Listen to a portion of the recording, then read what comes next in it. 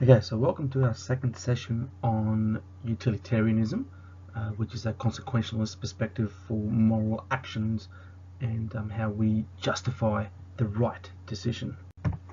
So this is part of a fortnight's worth of work where we hopefully be able to, by the end, know what the basic concepts in this session of Jeremy Bentham's psychological hedonism perspective. And we need to sort of understand how those theories and those perspectives influence whether a decision is right or wrong. So let's get started. So to recap, utilitarianism is the idea of utility or usefulness, so that a decision is considered right or wrong based on the most likely outcome that will result in pleasure, happiness, or the greatest good for the many. So a little bit of history here on Jeremy Bentham. He was a British philosopher, and he focused mainly on wanting to transform the legal and political systems, including the penal system, the way that the law and society would punish criminals.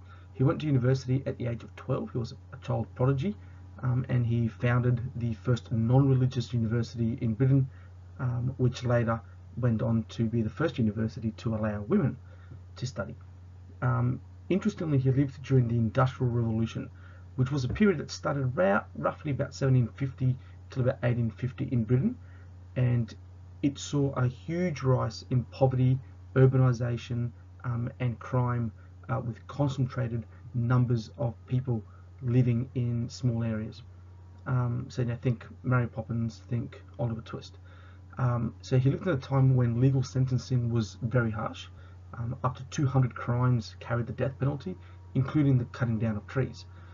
So this was a time in British history where convicts had been sent to America, and America went through its War of Independence, and now Britain needed to find a new home for its convicts, which ended up being in Australia.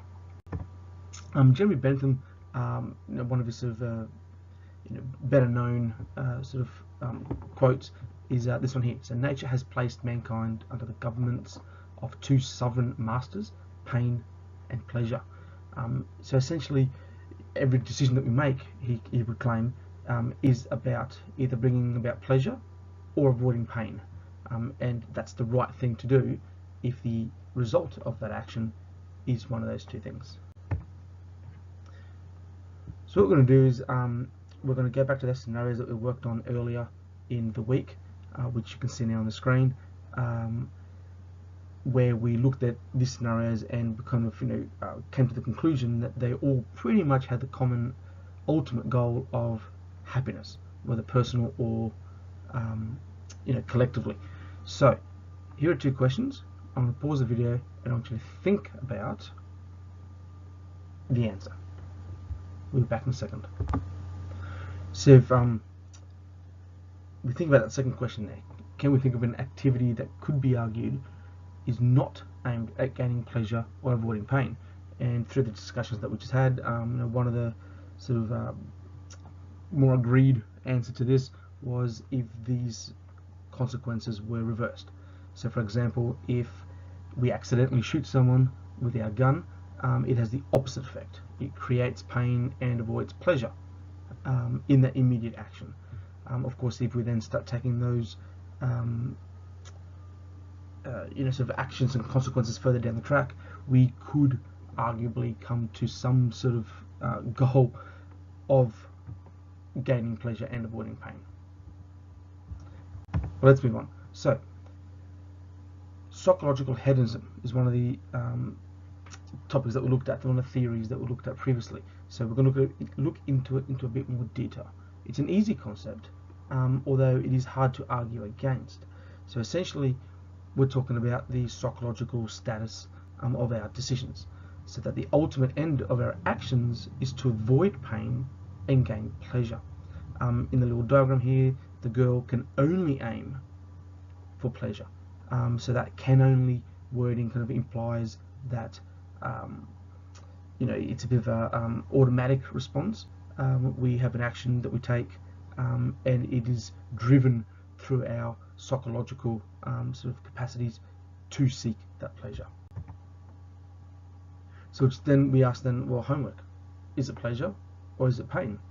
Do we seek the action that will bring us pain through maybe the fear of not doing it, or is it the prospect of future pleasure from the teacher's recognition, for example, better results, better university, better jobs, etc.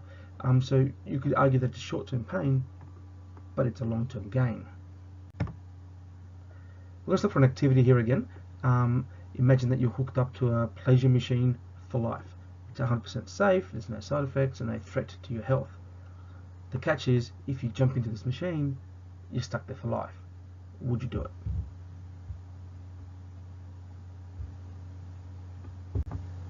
So if we then went to the second part of this activity and we looked at the machine 2.0, imagine it's the same machine, it's 100% safe, there's no risk to your health, but now you're in a virtual reality of our world where you will live with all that you want. Would you still hook yourself up for the rest of your life? Well, why and why not? This will form the main conversations for the next lesson. So we'll leave it here for now and think about it, and we'll talk about it in class. Now, of course, these are theories, especially this one. No, they're all theories.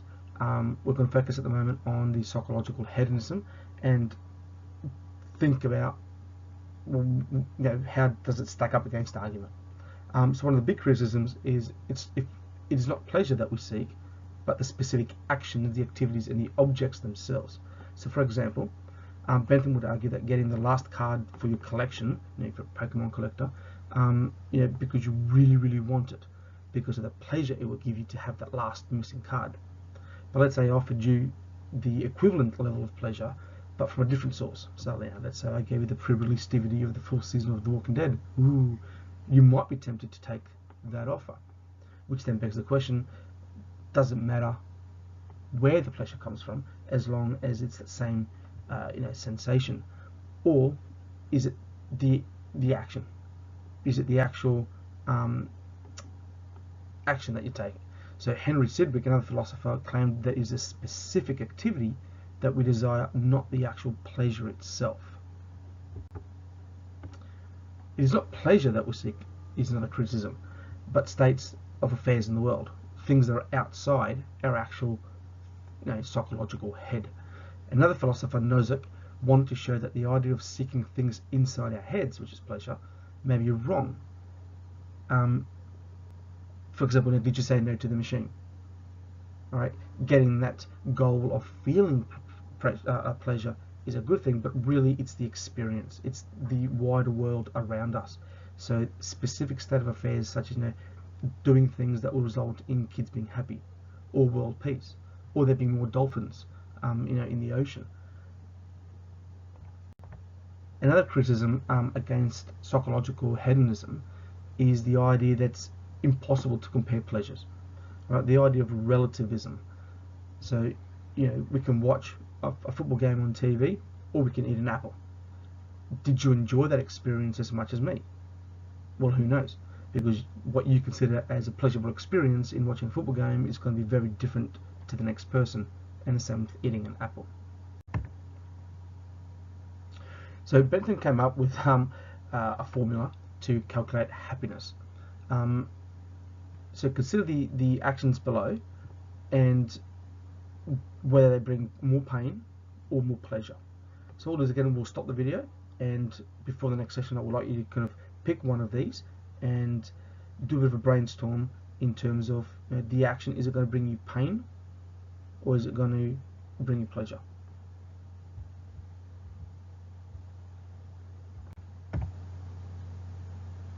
Again, you can use this little sort of slide here, or you can do it in your books, and we will talk about it in detail in class.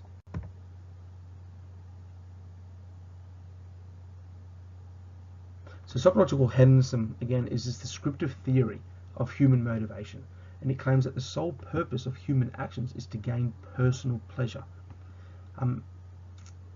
The idea that it is the act that brings the greatest happiness to the greatest number, and that is the measure of right and wrong. So in summary, here is some a summary of Bentham's ideas: that the principle of utility The emphasis is on pleasure. He sort of used the analogy of a push pin, which is like an old pub game used to play back in the day, is as good as poetry.